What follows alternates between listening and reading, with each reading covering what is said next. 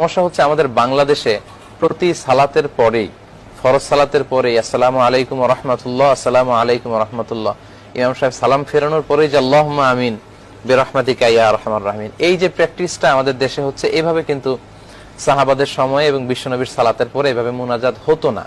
তবে in general হাত তুলে দোয়া করা এটা বৈধ। আপনি দোয়া হাত তুলেও করতে পারেন, হাত না তুলেও করতে পারেন। তবে সালাতের পরে যে প্রতিদিনকার মতো আমরা এই অভ্যাসটা গড়ে নিয়েছি, এটা বিশ্বনবী জানেন।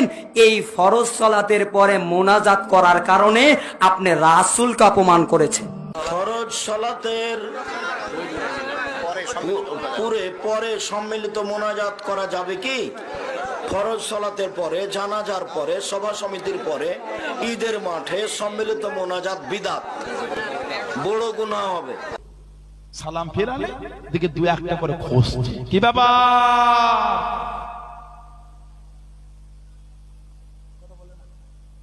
মুনাজাত বেদাত। কার কাছে চাইছেন আপনি? কার কাছে চাইলাম? ওটাও চাইতে দেবেন।